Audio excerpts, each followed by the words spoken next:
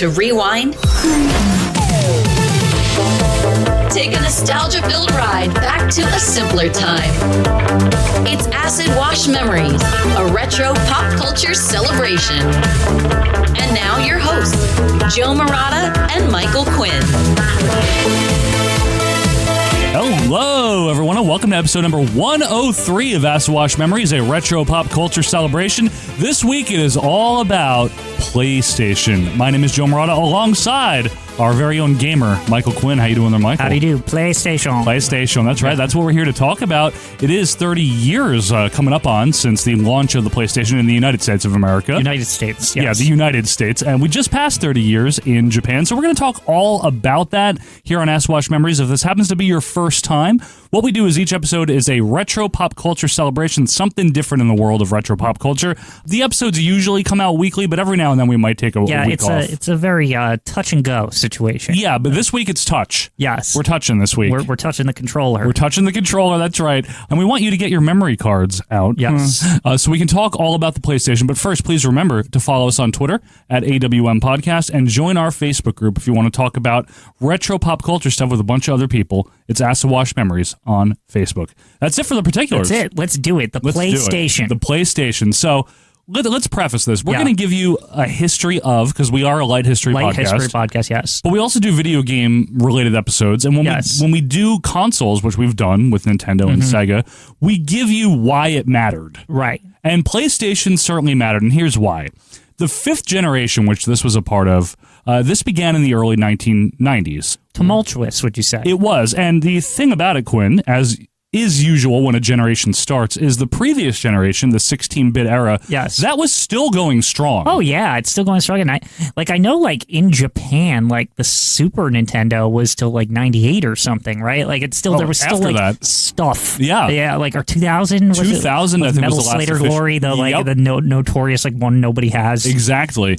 And the first major console of the next generation was not Nintendo or Sega. It was actually Atari trying to make a comeback with the Jaguar. Jaguar by Atari. The only video game system with 64 bits of mega power. And anyone that knows about the Jaguar knows that it did not catch on. What a piece of shit. It was a piece of shit. What a piece of shit. It just the controller that had a calculator on it, all this nonsense. Cumbersome, overblown, overhyped. People just weren't interested in either the Atari name or the games that they had on the console. No. At the time, this tells you how long ago it was, everyone was like, well, when's Nintendo or Sega going to make one, right? When's their next one? Because exactly. Nobody was looking at anyone else. They were like, no, those are going to be the real ones, right? Those were the big two, right? And Sega had dabbled with some experiments such as the Sega CD, yes, which was still part of the 16-bit generation, but it was a glimpse into maybe the future. Right. So this is the Sega CD. It's a load of ass. Philips entered the fray with their CDI. Yes. Which we've talked about. They had a weird partnership with Nintendo. There's those bizarre Zelda and Mario games on there. Oh my god, they're so bad. They're hideous. And they're fun, but they're bad. I hope she made lots of spaghetti.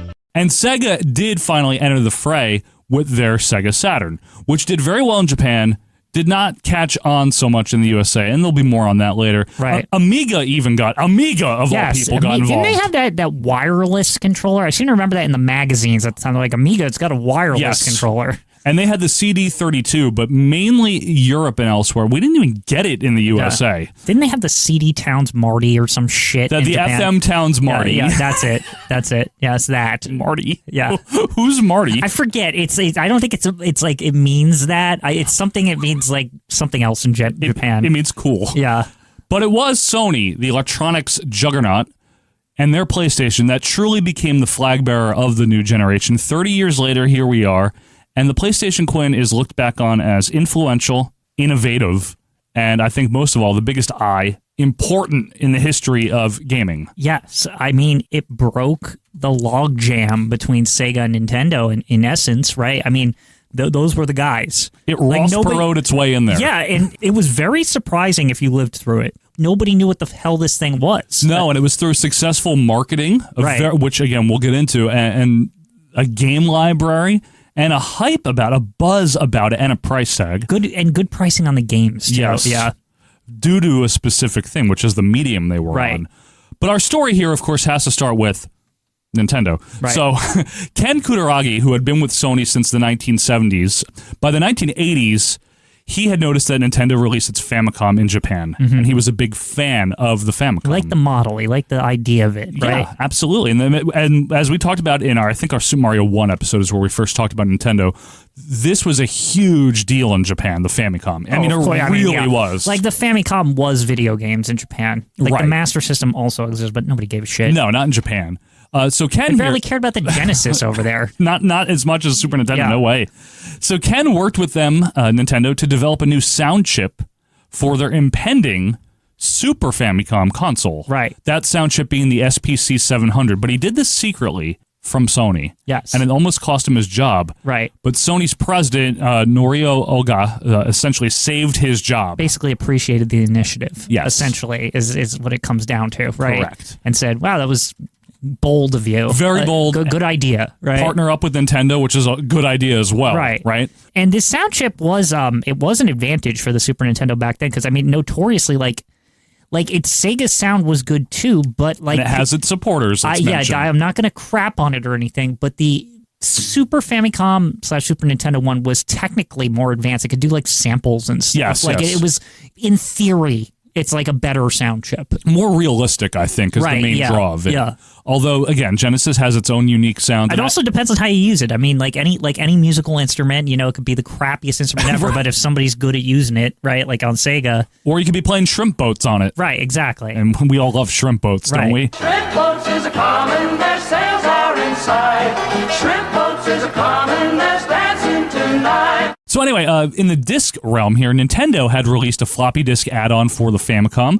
You guys probably have heard of it. It's in Japan only, known as the Famicom Disk System. Yes. This is a floppy. This is 1986. But building off of this, Nintendo commissioned Sony to develop a CD-ROM add-on for their impending Super Famicom. Now, if you're wondering why do we care about this media format, right? Well, in the 80s, we talked about the Famicom disk system, right? The main driver behind when they did that was because they thought they were maxed out on cartridges. Yes. Okay, it's moving to disc. We're going to get floppies in here, and that was the prevailing disc-based media of the time, which held significantly more than the initial Famicom cartridges. Initial, yes. However, there was chip advancements in the 80s that it turned out that the chips could hold more than the floppy disk format. Then we get to the 90s, CD eclipses cartridge by a even long the biggest shot. cartridge. Yeah, that's not to say they couldn't theoretically fit as much as a CD. It's just it costs so much to do that, right? That's one of the primary drivers here is the Right. cost. It was so much cheaper to manufacture a CD or a floppy disk than it is to manufacture a cartridge. Right. That was one of the main things. So tentative names for this add-on that Nintendo and Sony were going to partner up on were the SNES, or SNES if you're like Quinn, the SNES, the SNES CD, right? or the PlayStation. Now, the The PlayStation... Nintendo PlayStation. Yes, the Nintendo PlayStation. Now, the PlayStation name had actually been held under copyright by Yamaha. Interesting. And Sony liked the name so much and wanted it that they actually negotiated with Yamaha to buy out the Wow, trademark. they liked it that much. They like went and got it, basically. They saw some kind of potential in this name, PlayStation. Right. So the SNES CD, we'll call it, was publicly announced in 1990 in Japan. Mm-hmm. In the meantime, Sony is like, well, we have this tech and we know we're an electronics company. Right. They planned on developing their own standalone console known as the PlayStation. And that was part of the, I guess, tentative deal, right? Was Right. that they could spin the CD part off as their own thing. As their own thing. But Nintendo would also get the rights to put it on the SNES. Correct. So everyone wins, Right, yeah. theoretically. And it would be compatible. Sony's would still be compatible with the Super Nintendo. Right. Okay. And the plan was to announce this joint venture at the 1991 CES, Consumer Electronics Show. Pre-E3, it was CES. CES it was still exists, by the way. Yes. So they're just separate. Different thing now, Well, right. E3 is gone, but whatever. You know Anyway, what I mean. Yeah. You guys get what Yeah. we mean, right? E3 will come back in the picture here. We don't, It will, don't forget about yeah. E3. A lot of E3 coming up. Yeah. So Nintendo's president at the time, this is 1991, Hiroshi Yamauchi, however, he was not satisfied with this deal that we just spoke about between Sony and Nintendo. I guarantee you he did not like that part that they could like sell it separately because that guy was notorious about like controlling fucking everything with Nintendo. You're absolutely right. His main gripe is that he felt Sony had way too much control and had the upper hand here. He would never that guy was a shrewd businessman. The guy that was like running Nintendo for like 50 years or whatever, like their transition to an electronics company and everything. He certainly was. Yeah. No, you're totally right. So in an effort to protect Nintendo, the company that he's the president of, he canceled the Super Nintendo CD without informing Sony. Yes. Okay.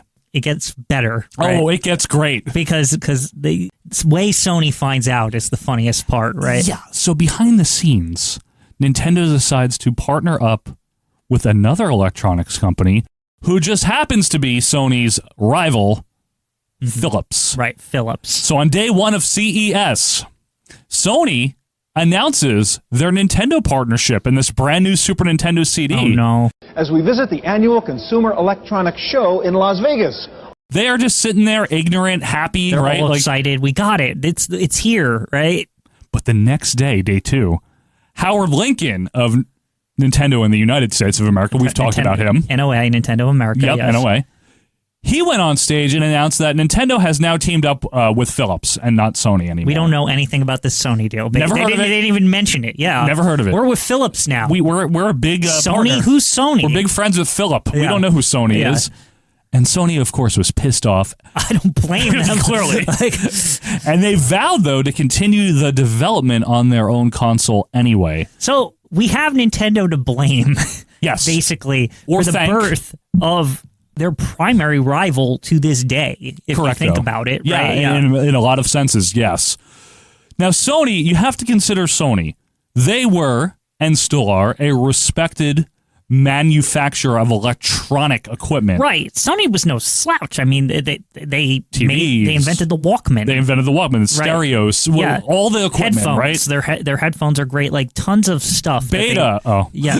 No, Beta Cam. The point is that Sony knew a thing or two about electronics, so this was like kind of in their wheelhouse, right? Yes. And actually, their R&D was so good. That was one of Nintendo's main reasons for joining up with them to begin with. Well, because they impress them with the sound chip, right? Because that, and I mean, everyone knows Sony sound, like that's their specialty is sound, right? Exactly right. But now they're heading into a visual medium, and not to say, I mean, Sony owns movie studios too, Of course. right? Yeah, so they're not exactly strangers to that. But they had never dabbled in video games. Right. This was their first foray. They had a publishing arm, like very with Sony ImageSoft, and like there was like some games that came out, but they weren't like They weren't a console maker. Yeah, they weren't. No, yeah, they weren't. They were barely a big publisher. Right, that's a good point. Right. They really were not a big player. Which is ironic because they're a huge music and movie publisher. Yeah, and right? like they're in the entertainment business Right. too. They publish stuff. Right, Like, right. It's they true. literally have huge publishing arms even at this time. They wound up buying out ATV eventually and owning half of the Beatles catalog. Right, Or exactly. whatever it was. But so they know this. Mm-hmm. So they first make overtures to Sega. And I don't blame them. That's Nintendo's big rival. They turned us down. Let's go to Sega. But Sega of America's CEO, the famous or infamous Tom Kalinske, we've talked about him before. Direct quote. That's a stupid idea. Sony doesn't know how to make hardware. They don't know how to make software either. Why would we want to do this? Don't they know how to make both those things? I don't know. Maybe not so much the software part, Yeah. but the hardware. They know how to make hardware They're in a general. hardware company. That's That's what literally- they are. They They're one of the preeminent hardware companies. True. That's how they made their name. It's true. So guess what happened? Sony wound up going back to Nintendo to continue some negotiations. Right. And a new deal was put on the table. Here's the new deal. Sony would still include a port for Super Nintendo games on its console. Okay. Okay. But with the condition that Nintendo would own the rights to the system The whole system. and a large chunk of the profits. So that's Yamauchi. Probably the usual 30% cut that Nintendo was always used to, right? That's a big cut, though. Yeah. When you're getting your feet off the ground as a console 33% or whatever it is. manufacturer, Yeah, it was. whatever the console's entitled to. But they went ahead and made some prototypes. I believe one of which was found at some point, maybe like 15 years ago. You can look into it, folks. Some of you know better than we do. How do you call it? The Nintendo PlayStation? Yeah, there's a couple different things we call it. The SNES CD. The legendary console. Some games actually entered development, but it all fell apart because Ken Kutaragi, remember the original guy that started this all with the sound chip, he was adamant that Sony not give in to Nintendo's deal. And the relationship was officially dissolved, if you're into dates and times, May of 1992. Wow. So and that's it. So that was May of 1992. That was it for those two working we are together. Disconnected now, and Sony's going to go off in their own direction. Yep. And they do, with one minor caveat. They still had never done this before. Yes, they had to make a video game console specifically. That's what we're talking about. Like I said, all the pieces are there. They know video, they know sound. Yep. Right? They know this stuff, how to do it. They just haven't done it. They just haven't done it in a video game form. They're not a proven name in the video game market. Yes. And they were determined not to suffer the fate of Atari's Jaguar and the 3DO, which we didn't mention, which was another one that didn't gain traction. I'll say, in hindsight, as much as they seemed like a sleeper back then, they had the pedigree if you really think about it, right? Like, if you really think about what Sony was in the 80s, yes, they absolutely had the pedigree. As far as having the right to give a shot at developing a console, why not, right? Yeah. So they actually did their very best to find third-party support for game development, including big names such as Namco, right, Konami. Namco was a big early connection for them. Huge, because Namco was one of the big ones. Yeah, and they were smart to go after the big arcade names in Japan, right? Those guys, because one of their biggest beefs, and I know we'll get into it, is they didn't like how Nintendo had like limitations on how many like games they could make every year, and that's why, like, for example, Konami had like Ultra games. Like, Nintendo had this like tight, strict control. Yes. So the publishers and the developers were just waiting for someone to come along, right? To kind of cut them free. And Sega, while they were an alternative, they weren't as big as Nintendo, right? They needed a big giant like Sony. They did. It was enticing to them. Exactly. And speaking of enticing, Sony was rather smitten with a company known as Psygnosis, who they acquired in 1993. So this was Sony's way of the problem Sony had coming into the business is that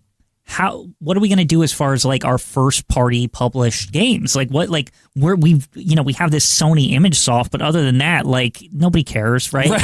So they went out and they saw Psygnosis, who was developing a game by the name of Wipeout. I think they had plenty of other games, like they had Lemmings and stuff. Like they had a bit of a catalog, and they said, and I think they were definitely considering where Psygnosis was going with 3D. They knew what was going on behind the scenes. Yep.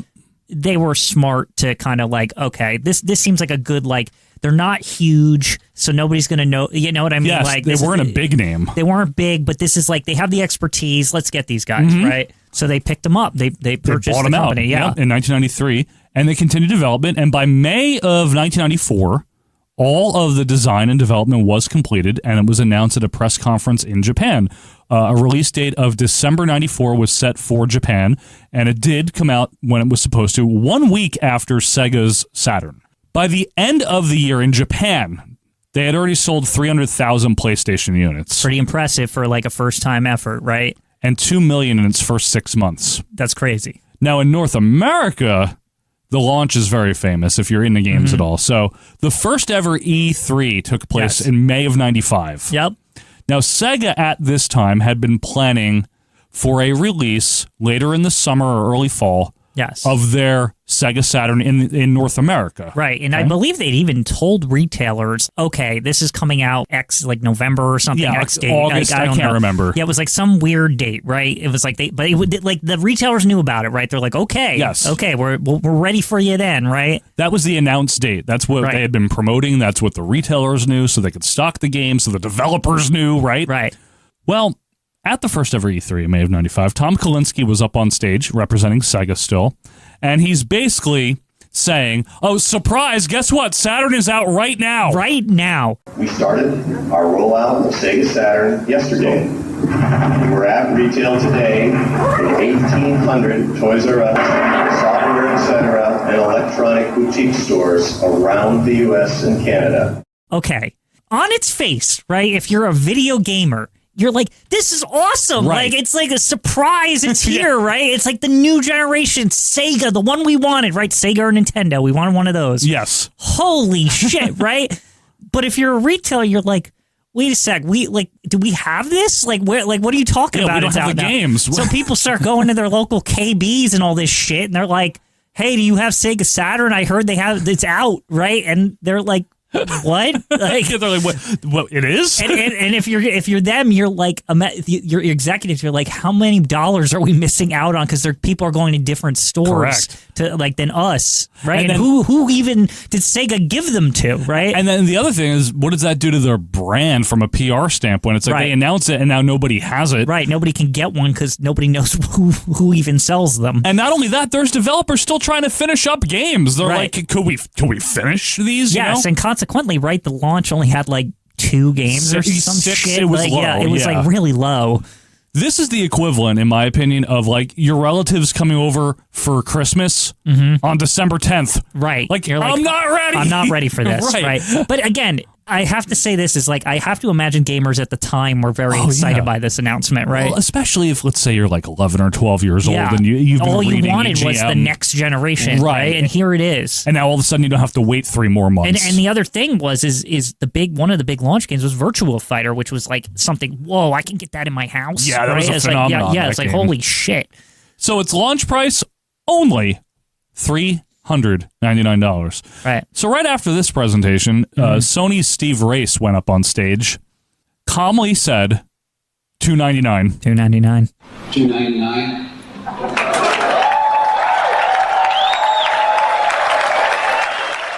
And left. And then that's it. That's the announcement. And then they left. $100 undercut. And so you know what I always think about with this is like, this had to be like I don't know for sure, but this had to be a snap decision to counter the surprise launch, because if you think about it, right, if you surprise launch something, it's set in stone. You can't make a change. It's out, right? It's the price that you say it is. True. And you can just go up there and say, wait a second. They think they're hot shit.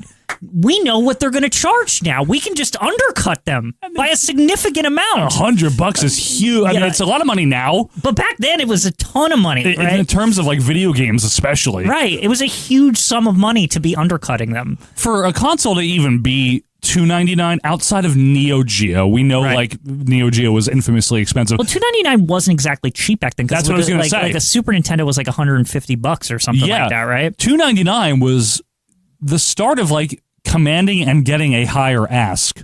Right. But it made Saturn's $399 look greedy in comparison. Of course. From a perception standpoint. But also, I think the one thing I'll say about this generation specifically, I think that the sell was 3D graphics in your home, right? Oh, yes. I That's think the whole draw. Consumer was a little prepared in this situation because this was a massive leap. Yeah. This is like a quantum leap comparatively. Right? And it was justifiable, whereas like I don't think a lot of people found Neo Geo's, what was it, 6 or something? Yeah. Because the other thing that Sony was showing at this E3 was some demos. Of specifically like what the hardware was capable, and there was notoriously a 3D rendered T-Rex, which was supposed to kind of be like, you know, Jurassic Park, kind of like beckoning to that, or like kind of thinking about that. And that showing that demo's like notorious for like, whoa, this thing's pretty, like, because it was like a decent frame rate, and it to the untrained eye, and very untrained eye, people didn't have experience with 3D graphics. They're like, whoa, you can play like Jurassic Park quality like CG in your home. It was like, a huge deal. This is great. So the Sony machine itself was like, and that's only $300, right? Like that looked like a supercomputer to a person at the time. That's the one thing maybe sometimes even people our age forget, you know, because we're, again, 30 years removed now. But if you had grown up playing Nintendo, Master System, Atari, Genesis, Super Nintendo, you were content with what you were playing, right? Like it was Super Nintendo's graphics were like out of this world for their time, right? I mean, you had 3D examples like Star Fox, right? Like it's not like you were like, wow, I don't have 3D on my system, and you had rendered graphics even on Super Nintendo, right? Like pre-rendered, like Donkey Kong and stuff, yeah. And you had the example of some of the arcade games that exceeded the quality of what you had at home. So in this era, in 1994, 95, when you're seeing in magazines these 3D games that you're going to be able to play in your house. Right. And it's at I think Virtua Fighter and Virtua Racing and all those things in the arcade gave people another taste, right? That's exactly right. It was I like, think this is what's possible. That's what whet the appetite for the home market. Right. And ultimately here, what happened was Sega's stupidity, not that they've ever made any bad decisions before or after this. Right. It caught its developers and the retailers off guard, like Quinn said, and Sony just calmly planned its $299 September release. And from here on till the fall, when it was launched, there was a buzz and a hype that kept building and building. Right. Depending on where you looked, you would have maybe a bigger taste of that. But part of the appeal, and this is big for video games, is it wasn't marketed towards kids. Right. It was actually hitting more of the 18 to 34 demo, and then it did get a broader audience. Right, but I think what was important about this is that it grew up with the people who started on NES. Yes. It basically kind of like was like, now you're going to get more cinematic style video games with this new 3D technology, and it's going to be more edgy and interesting. Correct. Right? It's like, instead of this like kid stuff, you know, when you were a kid, it was great, but now you want more, you know, suspenseful and exciting and, you know, just like stuff that is not just for a child, right? And we're right in the middle. We've talked about the 90s. We're right in the heart of that kind of counterculture-ish Gen X stoner, like navel gazing, nothing matters, everything's different, man, revolution, man, you know. The one thing I'll say about PlayStation is I think they struck a good balance between Sega's marketing was extreme, right? It was like, this is, you know, this is so we're so crazy, right? This is gonna give your ass a rash, right? You know? And Nintendo was the opposite extreme, where it's like, you know, Yoshi crayons, like, you know, like I felt like PlayStation straddled the line. It was right? classier. Yeah, it didn't feel in a like. way. Like, sure, the games had cursing now that they could say words with 3D, you know, right. with CD technology, but at the same time, it wasn't. I don't know. It just was. It didn't have the same vibe. It wasn't trying too hard. Maybe. Yeah. Sometimes it felt like both Sega and Nintendo tried too hard. Yeah. Remember, Nintendo would be like, "You want some mashed potatoes Right. or whatever?" So, yeah, because Nintendo tried to like, we got extreme games too, and then it's like, here's like a freaking lunch lady with a sloppy Joe, Right. and it's like, look how gross we are. Ew, boogers. Look at the scratch and sniff of Nintendo Power that smells like crap for Earthbound. Hey, Earthbound, it smells like crap. You know what I mean? So Yes, it was just like, I don't know. It was like Sony felt like weirdly above this, like when it launched. Like they gave you adult experiences, but they also gave experience for everyone, right? Yes. You are not ready. They marketed it pretty well. I'd say. I would say they had a lot of things that they did that were different from what their competitors were doing. Right. And I think it came from a place of being a fresh face in the industry. I think that's a point. Yes. There hadn't been that. One thing that comes to mind, because this is a launch thing, right, was the inclusion of the demo disc. It was a big deal. Previously, like, you know, the games were on cartridges and you can really only fit one game on the cartridge. Yeah, you know, unless it's like Duck Hunt and Super Mario or something. Or they had those weird bootleg cartridges like 50 on Don't one or bring whatever. those Yeah, up. and they're terrible Mortal games. Kombat 356 peoples. Right. But It's Sony, real. when they launched the console, it comes with something called a demo disc. And I almost feel the demo disc in and of itself was a demo that for the CD technology because it could fit so much on it was right? like... right? You know what I Yeah. mean? So this idea of having multiple demos on one disc of games that were going to be coming out that you could play. Like fully play. Like not the whole game. But not the whole game, but a significant, like, for example, I remember the one I got, and I think mine was like Volume 2 or something. Yeah, I didn't have the first. But they started making like multiples, by the way, but it had like Tekken 2 on it, and you could play as two fighters only. Yeah. But it was like we could play one-on-one Tekken with each other, and we didn't even own Tekken. Right? And it was stuff like that, right? Where it was just like, this is a fresh approach. It's huge. Like, you don't see this. This was just not a thing in the market at the time. No longer did you have to only look at the pictures in EGM or in You could play GamePro. the game before you got it. Now, it was a select thing that they made, but to Sony's credit, later on they would make an official PlayStation magazine that came with a demo disc each month. Yes, if you this is real. subscribed, This was real. Right? Another part of its appeal, speaking of the demo disc, was the CD aspect, which we touched upon earlier. Because not only was that cool by the 90s, right? Everyone wanted a CD player by the early 90s, late 80s, right? So, and that's one thing that Sony PlayStation could do, was play music CDs as well. It was like an added feature. That's a good point, yeah. But it also made the games cheap, like we said. Yes. So there's a couple of things to this, which there's a little story I heard once that blew my mind about this. Now, obviously, they had the overhead because CDs were like what, a penny or something to Yes, make? Like cheap as hell. Right, they were just making gangbusters off Yes. these discs, right? Yeah. Obviously, the R&D and development of the game is what they're really trying to pay for, so you do have to actually charge more. But because these discs were so cheap to produce, they were cheaper, right? But it wasn't only that. There's a story somewhere that at the launch, the division that was tasked with assisting Sony, SCEA, the new division for video games, but they were oversaw by the music division. Oh. And the music division had different thoughts about how pricing should work, and it's actually a happy accident that when it launched that their games were cheaper than Saturn. Really? Yes. I did not know because it was that. just the way the music division approached it and thought it should be distributed and what the prices should be. And I was like, that's so interesting, right? That's pretty cool. That they benefited off the music division's thoughts on what pricing should be. I like that. I mean, hey, Yeah. they knew how to distribute CDs, Right. and music, and manufacture them.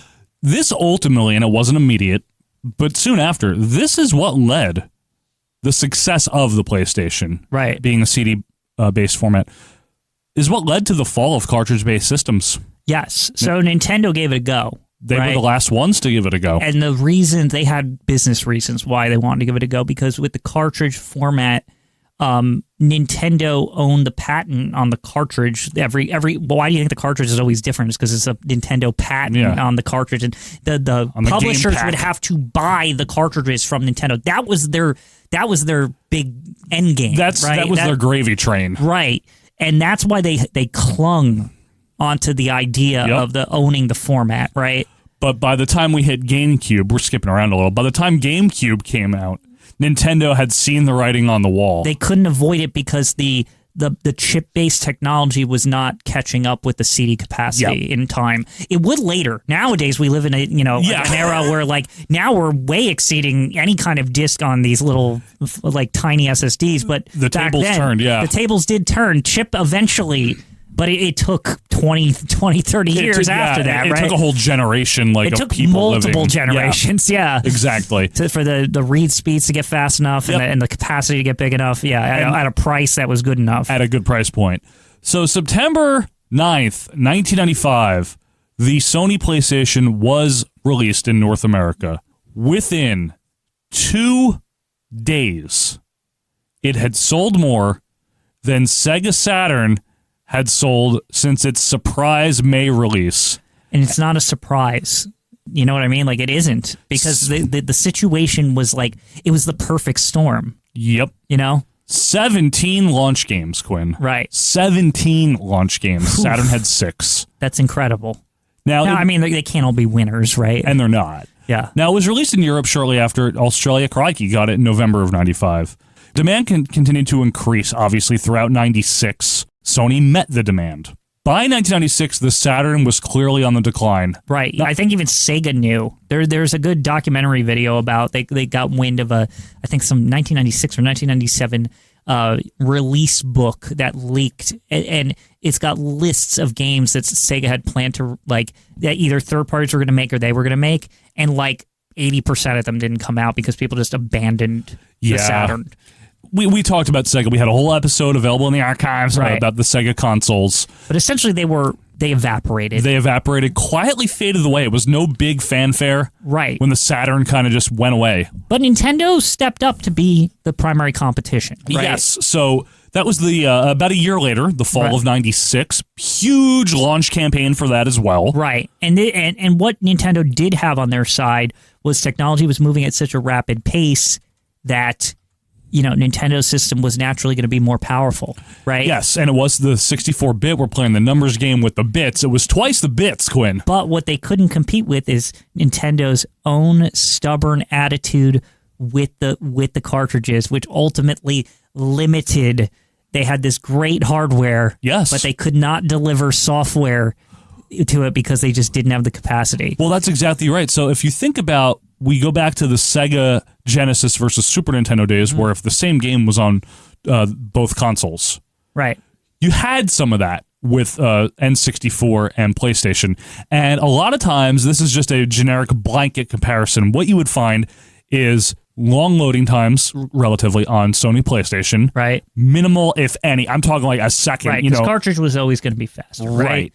The sound on PlayStation, CD, crisp, Redbook audio, Jeff. clear Redbook audio. Yep.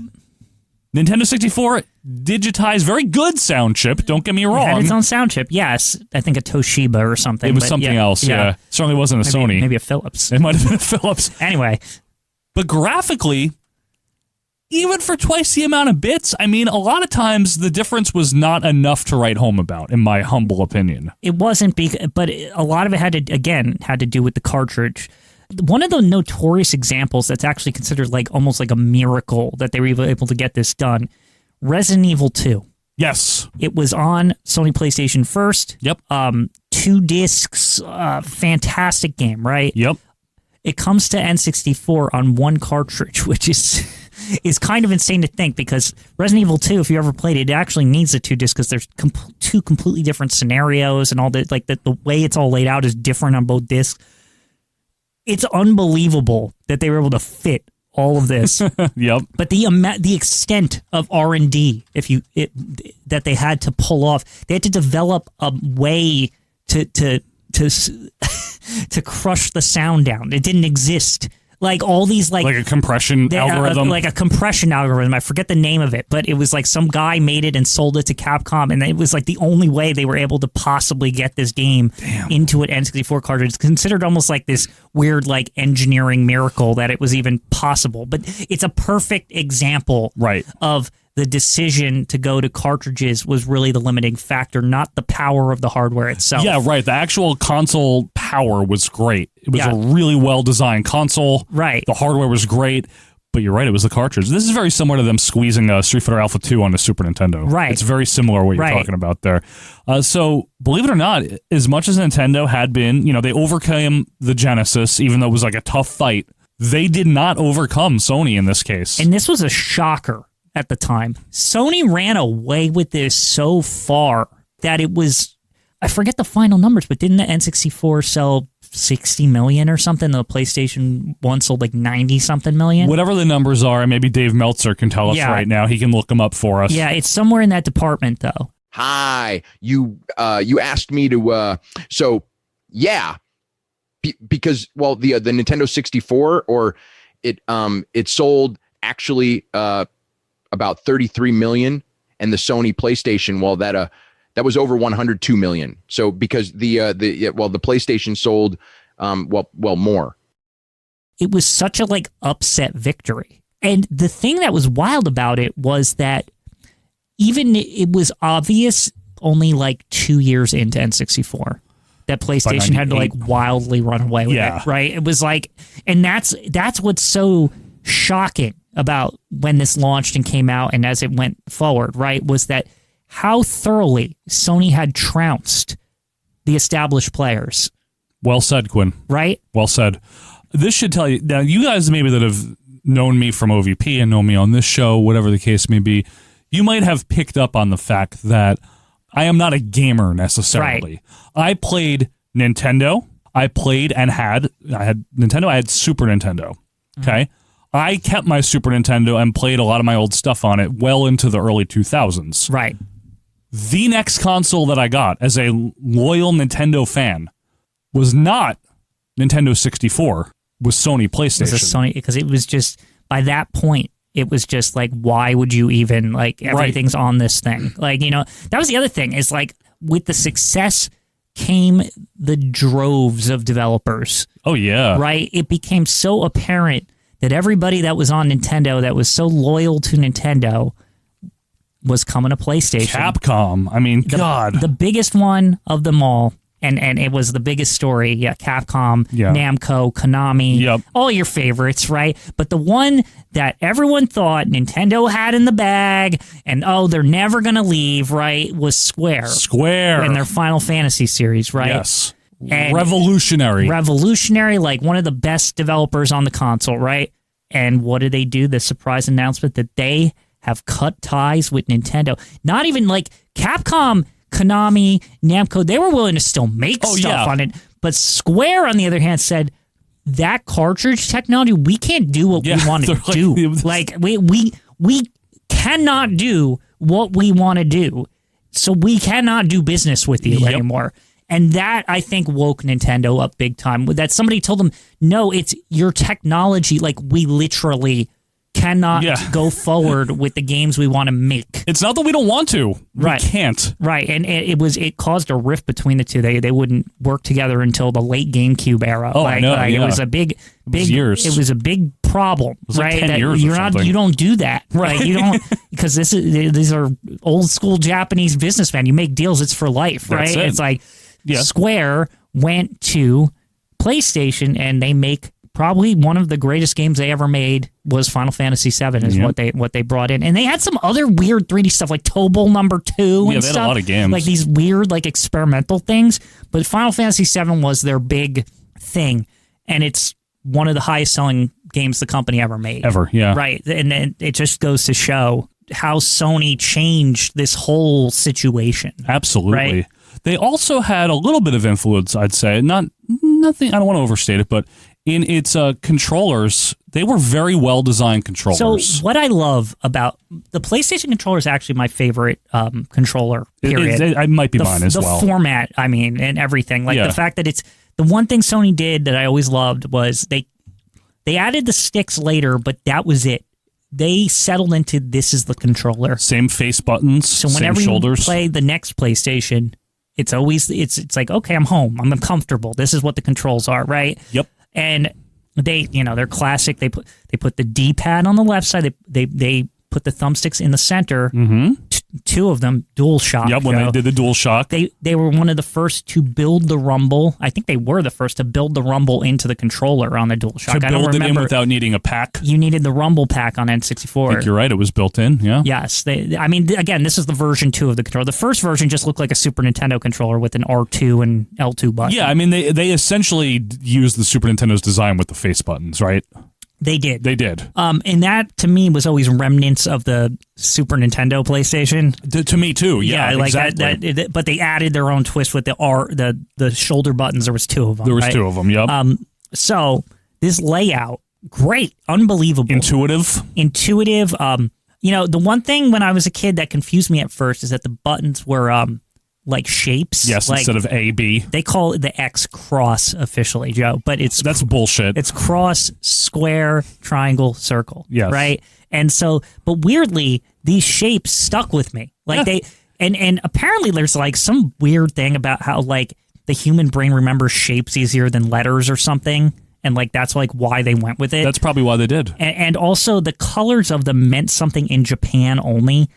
Like, I'm not surprised by that. Like it was something like the X, but that's why on certain games like it's circle to accept and X to cancel. Yes, because it was like a Japanese thing. Right? I get it. And so like even though it was counterintuitive to American, because most of the games it should have been X to confirm and circle to cancel. Yeah. So it was like a weird like it's stuff like that they even thought about that, right? It meant like. Wow, they're not like they're not just pumping this thing out, right? The other thing that was great about Sony PlayStation is it had a memory card for the console, and it didn't rely because it was CD on cartridge battery. Right. So prior to this, a lot of people like forget this. I think people who were not around in these days, but the games would save on the game that you put in the system, like on the cartridge. There was a battery in there. Right? There was a battery save, and it wasn't back in the Famicom days. It was more rare, but that cost money too. You had a battery. That's why not all games had it. Mm-hmm.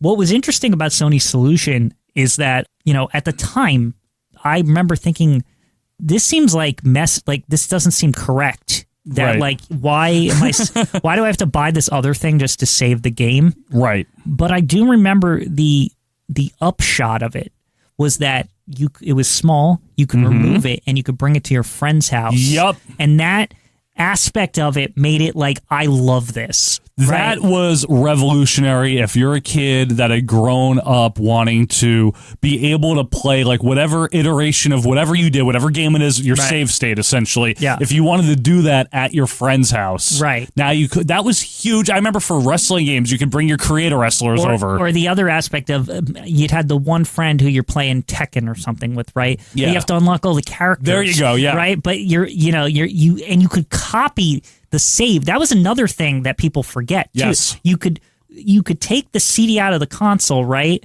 and if you plugged the memory cards in when you boot up, there was like a menu. Yeah, an and you could interface. go in and you could copy one save to another memory card because there was 2 slots. Exactly. Right? So you could transfer saves, you could trade saves with a friend. Yeah, right? just a genius idea. Great idea, yeah. And all built out of the limitation, really. That's it's all. Because it's like they just needed a way to save the game because there wasn't. Because the CD couldn't write. Yeah, you couldn't write onto the CD. Right. So really, it wasn't there. Like, I don't know how much of it was innovating as much as just try to figure out a way to allow games to save. It was just, it was really to solve a problem. Right, yeah. And I think we'd be remiss if we didn't specifically mention, I know that you heard this at the very beginning of the episode, but I think we need to do our job here, Quinn, and just let the fans hear something real quick. So good. It's the 90s again. Wait for it. Music to my ears. Something about that. That sound. So, by the way, the fact that it had a boot up sound. Now, I know technically, like, the Saturn did too. Yeah. And, like, everything. But the PlayStation was the first time I ever saw a console with a boot up intro. So, I don't know if they just hold a special place in my heart. Because the Sega CD even had one too, right? It did. And the like Sonic like standing there by like the Earth. By the Earth, I think. Yeah, he's in outer space. Yeah. The PlayStation, obviously, again, there's a lot that we could cover. We're not here to cover every detail. I am going to run through. I'm going to rattle off some names of games shortly. We don't have to talk about them in detail, but just to shout out some of the games. Hitters, right? So let's do that, actually. Some games in 95, which was the launch year. I'm just going to give you a few names. Ridge Racer was a huge one. That was a huge, big deal. Twisted Metal, the original. Right. A template for better things to come. 2 would be better. Yeah. Yes. Rayman, believe it or not. Yeah, remember that? It was a notable game. Yeah. Tekken. Battle Arena Toshinden. This shit was, that actually was like, fighting games were still hot in the 90s. Absolutely. And Toshinden, what Toshinden was, it really was like a competitor to the standard names, and the first 2 are like really, really good. Actually, they're super fun, but they're primitive, right? They're primitive 3D fighters, but they were good. They were. And there was a time when Toshinden stood there with Tekken and Street Fighter and all that shit. It had its little day in the sun. It had its day. People knew what Battle Arena Toshinden was. I knew what it was. Yeah. In 1996, we pick it up a bit. Again, I'm just giving you a quick sampling of a handful of games, so I'm missing stuff. I know I am. I'm sorry, okay?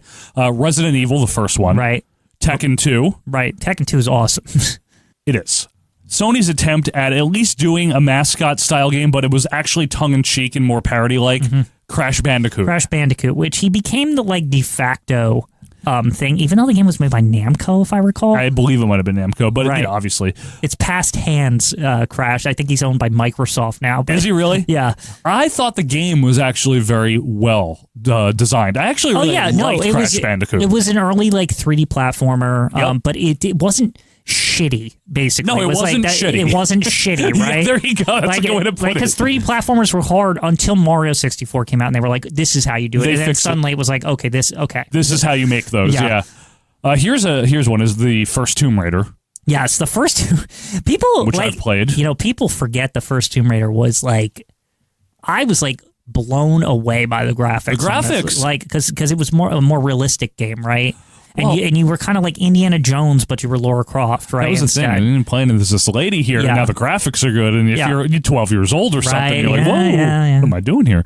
Another big one, Quinn, Jet Moto was a huge deal. Loved Jet Moto. Of course, who doesn't? Yeah, I mean, and it's funny because, Jet Moto came out, and then like a year or two later, Wave Race, Nintendo's version of it. And then there was these dueling, on the water racers, right? And both very good. Very cool games. I love Jet Moto. Yeah, good game. And we mentioned it earlier, Twisted Metal 2.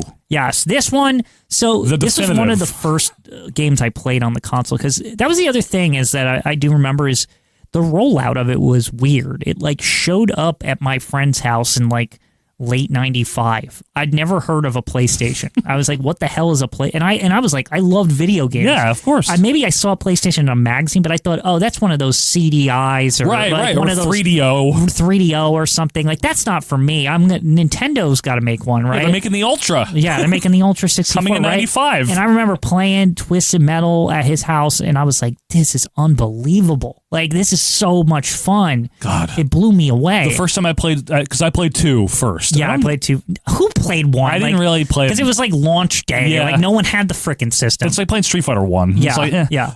But when I first played 2, and I think that we had a cheat code to play as Minion, I can't remember. Yes, I think we had it too. Right? Yeah, we thought he was the best shit. Like, and Sweet Tooth, I'm like, what is this? This is insane. Thumper, all of them. Yeah, Warthog, Grasshopper. Yeah, I loved it. Yeah, you still remember all those. That's what I'm saying. Twister, the race car. Yeah, Twister. I love Twisted Metal 2. Yeah. Fantastic game. Fantastic game. Chef's and like kiss. It's one of those, to me, it's like the prime example of like Sony is different. Like right. there was nothing like this. Like it was like a car combat game. Like I'd never even like heard of a game like this before, right? It was a strange concept. Right. And it was like kind of like an arena. Like you basically, and you would play with you could play with your friends. Mm-hmm. And basically it was like there was a bunch of computer cars and there was the two of you, and like basically it was like not only did you have to beat each other up, but you have to survive everyone else. So a lot of times you go after the computer first and then you fight it out. Yeah. In 1997, a couple of quirky ones, and the most famous PlayStation game perhaps, Final Fantasy VII, which again we talked about. But Parappa the Rapper came out in the U.S. in 97. This was a first party game again. I love this game. Another Sony Sony can, they got their own thing going on, right? Because this was another first timer for me. I never saw a rhythm game before where it was like kick, punch, it's all in the mind. But all the other tracks, right? And they were it was so lighthearted, right? It was, yeah. It was actually like the reverse of like what Sony fronted as, like, we're the mature. It was like, this was a game that the children could play, right? It was Simon Says with singing. That's exactly what it is. It was a good step towards the broader audience, capturing the Nintendo audience. Cool Borders 2, Cool Borders had already come out. Yes. Cool Borders 2 came out in 97. So this was a snowboarding game, which was a popular like subgenre.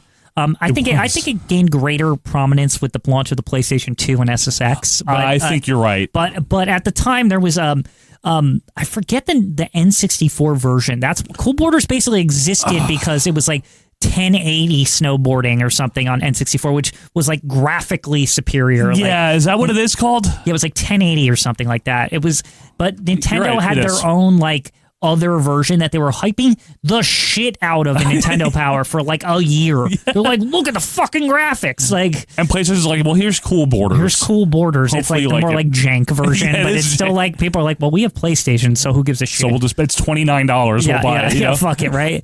The Madden series came to PlayStation, Madden 98 being one of them. Yeah, the Madden series was so popular. Yep. That's where it really settled.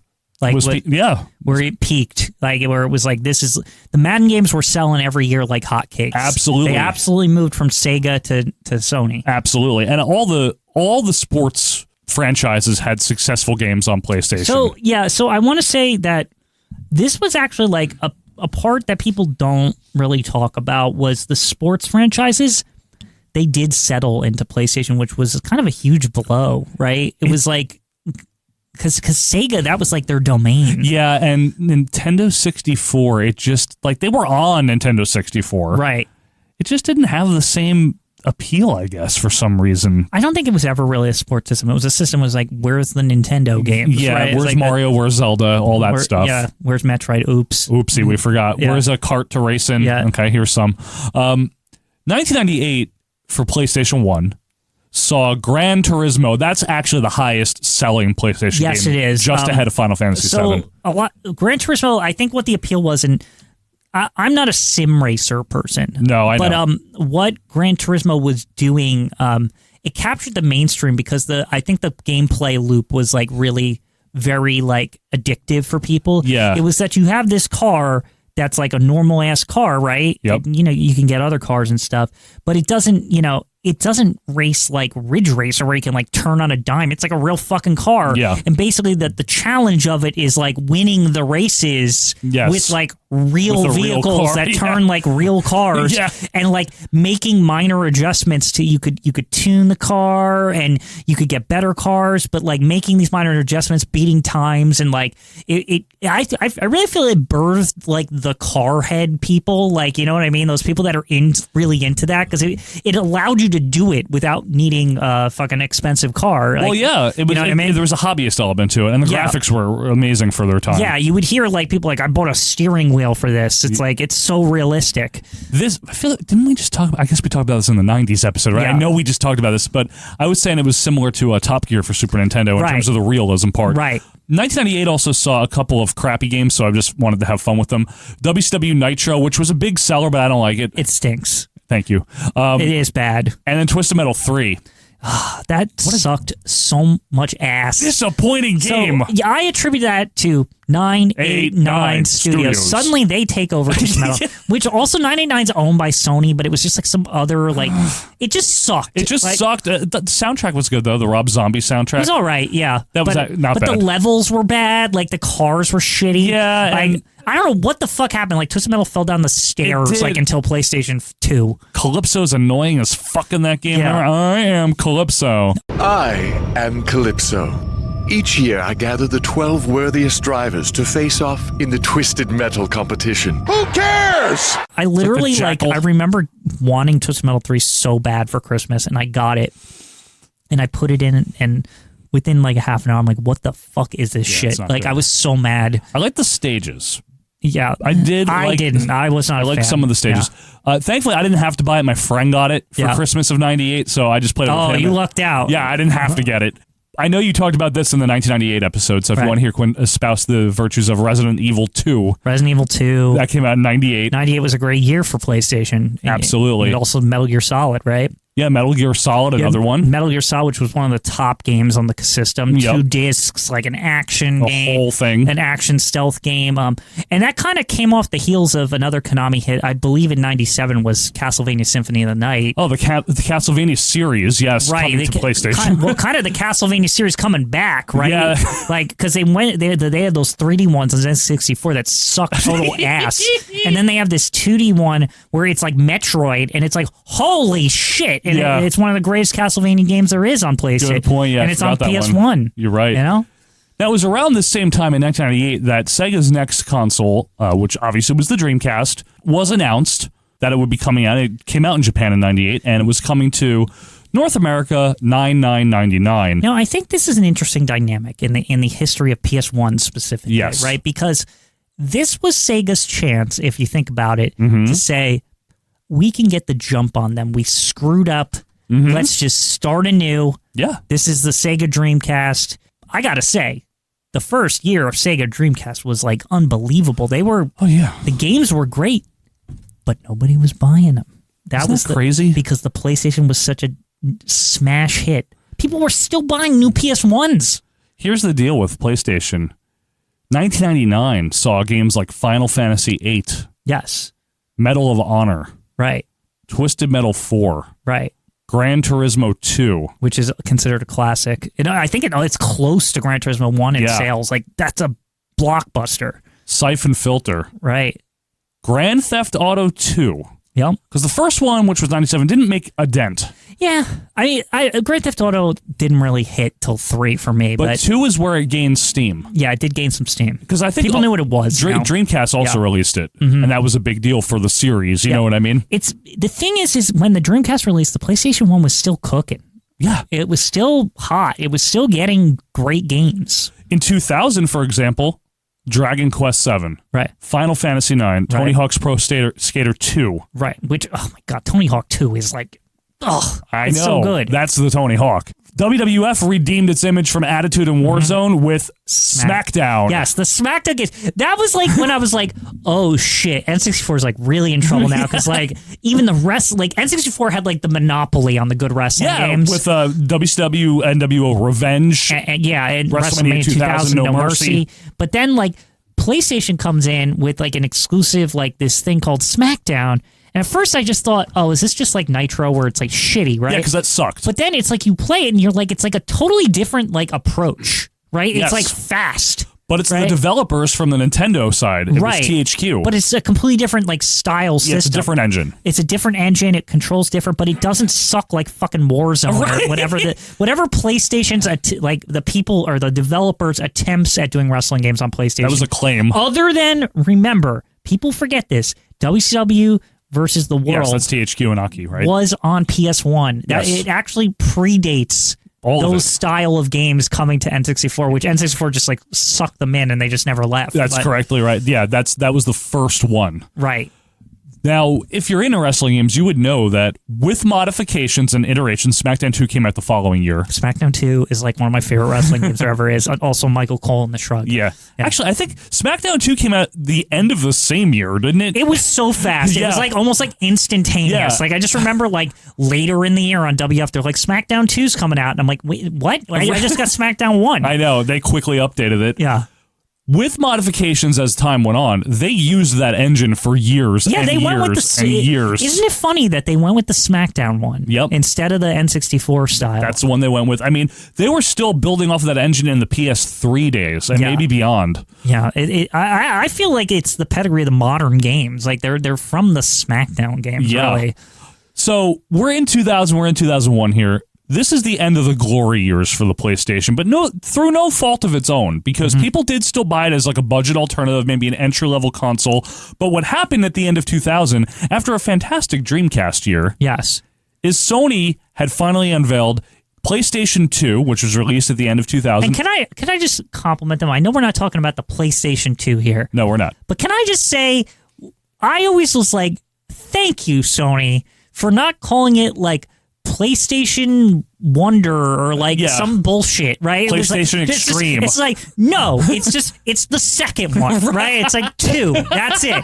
And then they still do it. PlayStation 3, PlayStation 4, PlayStation. Like, it's not confusing. Right. It's not like Nintendo GameCube, Nintendo Wii. Like, it's like, what the fuck? Like, just call it a number. Like, it's so simple. It's hardware. It doesn't need to be like this fancy shit, right? It's like, I just always like that PlayStation was just like, no, it's PlayStation 2. That's it. It's not anything else.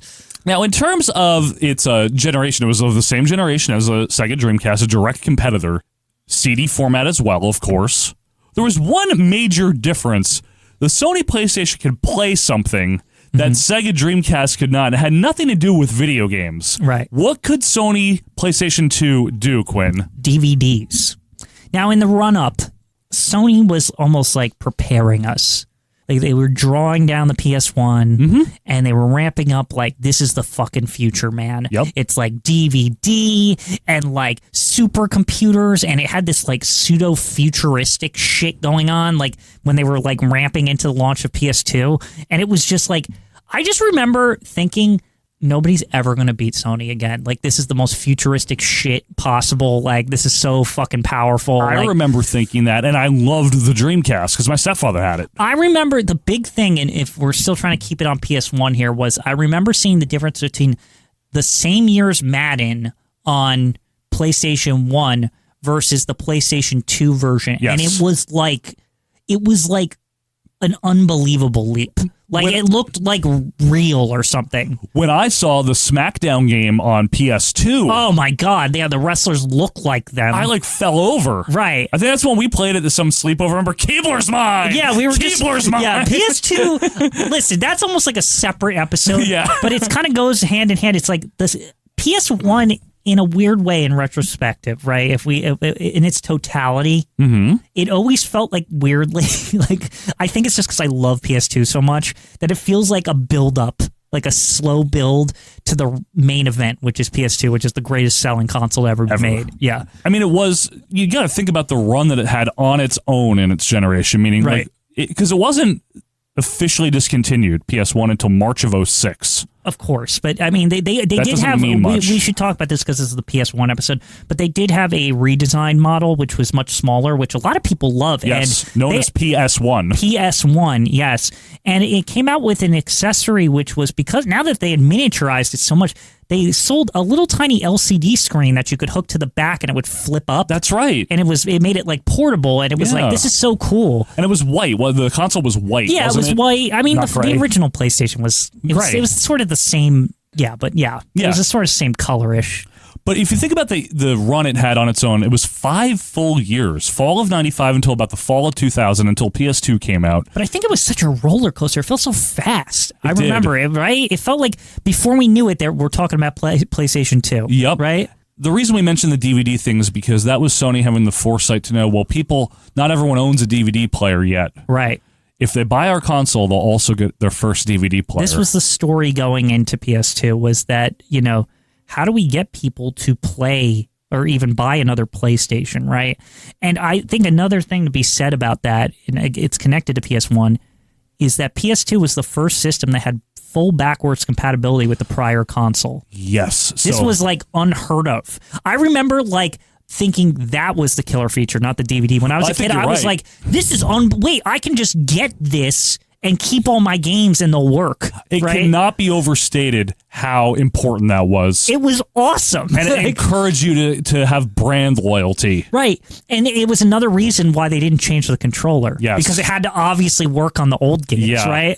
Brilliant decision.